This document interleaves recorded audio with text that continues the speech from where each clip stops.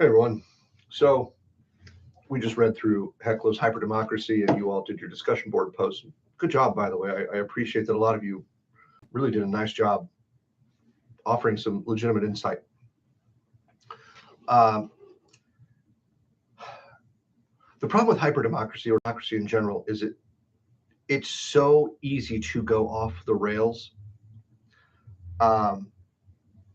because of the nature of the beast. And this is something he doesn't really address in the article, but it's just worth thinking about for a moment. You know, the Greeks, where democracy comes from, right? The people or the demos. So a structure of government based on the people. The Greeks didn't like it, and they saw inherent flaws in the idea of the mob getting to call the shots. We think of mob rule as a bad thing. The mob, when we talk about ancient Rome, right? The mob, they had to manage the mob. And then our founders, because they understood all of this from history, they said, okay, we need our new government to have legitimacy. What is the most legitimate, how can a government get legitimacy? Well, we can make it accountable to the people that it governs, and they can have a say in it and participate in it, and that makes it very legitimate. And so that's I think the key value, right? What am I getting at here? The key value of democracy is that it's seen as legitimate to the people in the society. If I have a say in how the government operates, I think it's a legitimate system. If a government prevents me from having a say, I don't like it as much. Seems kind of obvious.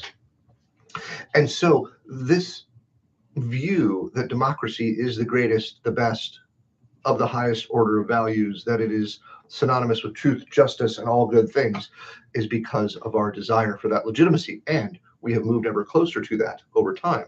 The 15th Amendment, the 19th Amendment, and another one that had to do with the age of participation. Right? So all classes of people now are able to participate politically, and this was always going to make the system much more complicated. Like too many cooks in the kitchen. It's the same, scenario. This is a bad thing compared to what? And so that's the point. That's where he jumps in now. And Heclo's saying, okay, we used to do it this way. It was a more closed system. It was less accessible to the average person. And things went along. And there was deliberation. And there were thoughtful, insightful politicians that got to kind of work out deals in the back rooms and then say, here's what we came up with. And once we flung open the doors of democracy, Heclo suggests things got messier, more complicated, and didn't work as well. And in short, he's probably right, but he also quickly says, and we can't go back. No one's going to tolerate that, nor should they. So then what do we do moving forward? Well, he comes to that at the end of the article. So there's the increased democratization with greater transparency where we can see what our politicians are doing all the time. Hasn't been great. Lots of kabuki theater, lots of grandstanding, lots of performative politics for the sake of this or that base. Not very healthy and usually divisive. On top of that, many of you are quick to point this out, not just media in general, but you have your media in the traditional sense of newspapers and big 24 hours news networks, and then social media. And these two elements have had a profoundly negative impact on American politics and discourse. But I think really for any society that is similarly situated. Here's why. And a lot of you were insightful enough to point this out as well. The nature of these media platforms, whether they be more traditional or newer, is they need people to participate on them and follow them and watch them and engage with them, because that generates revenue in the form of either advertisers or otherwise. And in order to do that, the most clear-cut, straightforward way to drive engagement is by inducing fear and anxiety. Sex sells, sure, but fear sells really well.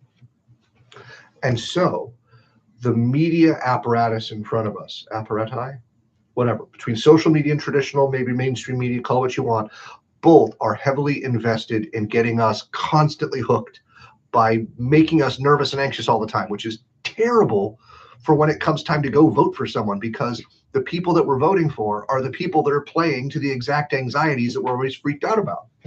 And so we don't always get very thoughtful, nuanced, intelligent, qualified politicians. We just get people that know how to play the game, which is not healthy. And to that end, I think one of you, interestingly, was like, well, the people are good, it's the politicians. Who do you think votes for the politicians? Do we have no blame at all? Because if you walked away thinking that, that's not what Heclo was talking about. We are to blame. There are a lot of institutions and mechanics in society that are causing a lot of these problems, but we're not innocent. Maybe we've fallen prey to some of this stuff. We still have a responsibility.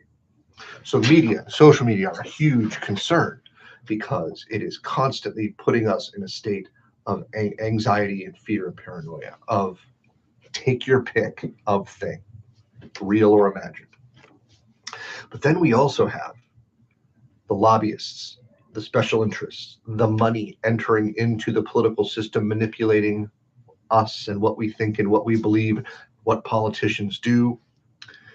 This is no small concern because the individuals, any individual involved in a lobbying group is not interested in compromise. They are ideologically driven by their very nature of being in the lobbying group. And so you get these increasingly powerful, well-funded groups that are very ideologically driven and are not interested in compromise. And that unfortunately plays very well into the problem that I just stated about the anxiety-inducing algorithms, right, and incentive structure to drive participation when it comes to the voters. This all sounds terrible and chaotic because it is. What is to be done about it? To give him some credit, Heclo tried to come up with a solution, but to take away some of that credit, in my estimation, it's a bit of a laughable solution. So 26 years ago, he thought, what if we put together a reformed, restructured, public broadcasting, multimedia thing that can give us voters, us citizens, good, actionable, true information about things that are important, about politicians or issues or bills or economic stats or factors or crime statistics or whatever, who knows what, all that stuff and more. Problem is, I'll give you this little analogy or anecdote to sort of make my point, because I don't think that was going to work in the first place. And two things. I've been a long time listener of NPR, and in the past 10 years, NPR has gone off the deep end of ideological radicalization.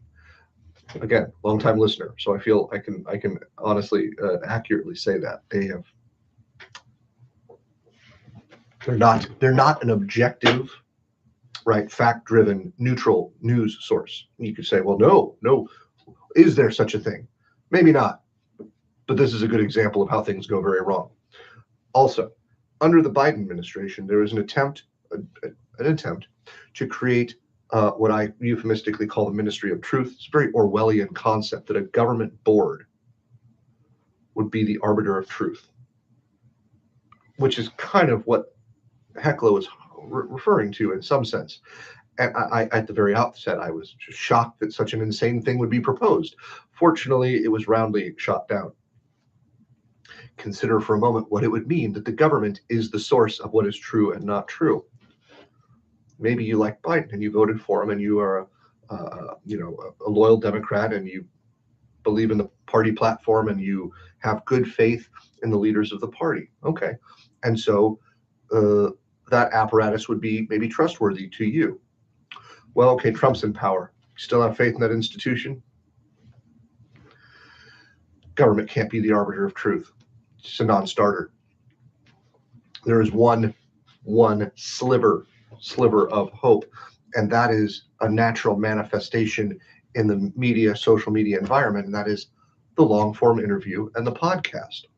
Does this guarantee truth? No, not by a long shot. But what it does is it gives us, the citizens and the voters, the ability to passively interact, right, listen to a politician or an academic or a law enforcement or an activist or a pundit or a lobbyist or whoever, and listen to them have a discussion with one or another couple people about a topic of interest in some amount of depth. And it's not just those short, quippy, you get 2 minutes, make your point. Now you, 2 minutes, disagree with them. No. This is going to be a long form discussion where they're going to bring up several different points. They're going to lay out a story, they're going to lay out an argument, and the opposition has the chance to say, well, but hold on now. And they're going to talk. And we get to listen to it and decide if it sounds like bullshit. It's not a foolproof solution, but it's better than what has taken place over the last 20 or so years with the 24-hour news cycle on the big three channels of Fox, MSNBC, and CNN, and just two N's. You can go to, whether it's your leftist or your rightist or your centrist or whoever, it doesn't matter who it is, the idea that people are just having genuine conversations with one or two people or three people. Well, you can't have a conversation with two people, one person. You get my idea. You get my point. You can suss out some of that bullshit. You can get to a point where you say, this person doesn't know what they're talking about. Or, I might agree with their point initially, but there's been pushback from the opposition and they have not been able to respond meaningfully, which makes me think they don't really have a very fleshed out position. Well, maybe that is something to hang our hat on. It's not much, but it's better than nothing given the absolute chaos that our information and political systems are at the moment. Good luck. Take it easy.